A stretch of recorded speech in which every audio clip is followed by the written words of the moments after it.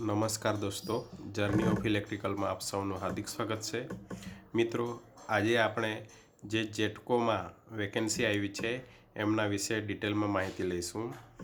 જેટકોમાં જે વેકેન્સી આવી છે, જેટકો મતલબ Gujarat energy transmission corporation limited. તો એમાં આપણે વિદ્યુત સહાયક માટેની પ્લાન્ટ અટેન્ડન્ટ ગ્રેડ 1 ઇલેક્ટ્રિકલ જે આપણી લાયકાત હોય છે એના માટે વેકેન્સી આવી છે અને કુલ જગ્યા છે 153. દોસ્તો, ખૂબ જ સારી એવી જગ્યા છે 153.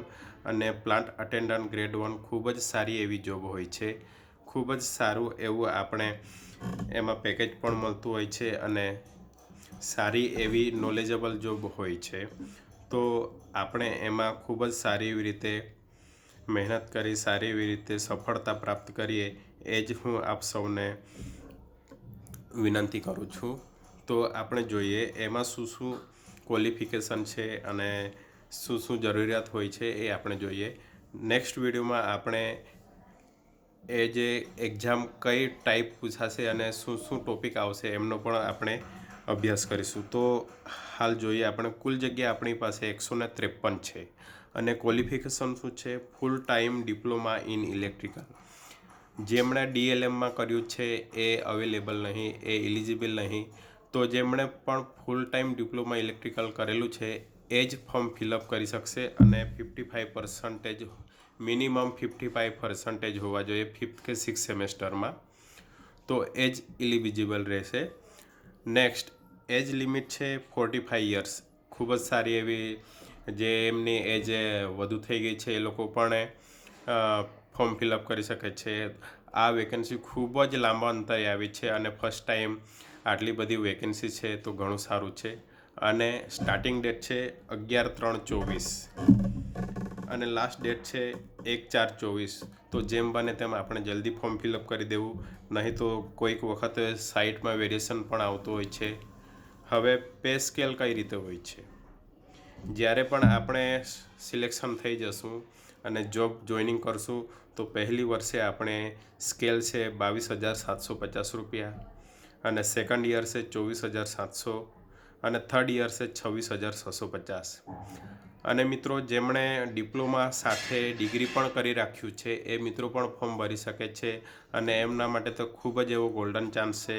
કેમ કે આ જે PO1 છે, પ્લાન્ટ અટેન્ડન્ટ ગ્રેડ 1 પરથી એમને એક્સપિરિયન્સના બેઝ ઉપર એમને JEEમાં પ્રમોશન પણ મળી શકે છે. તો ખૂબ જ સારો ગોલ્ડન ચાન્સ છે. અને ફીસ છે જનરલ કેટેગરી માટે 500 રૂપિયા છે અને ST કેટેગરી માટે 250 રૂપિયા છે. હવે એક્ઝામ પેટર્ન આ વખતે દોસ્તો ચેન્જ કરી છે. એક્ઝામ પેટર્ન 2 ટાયરમાં રાખી છે. ફર્સ્ટ ટાયર છે એ જે છે એ નોન ટેકનિકલ છે, એ 100 માર્કની પૂછાશે અને નેગેટિવ માર્કિંગ પણ રહે છે એ 0.25.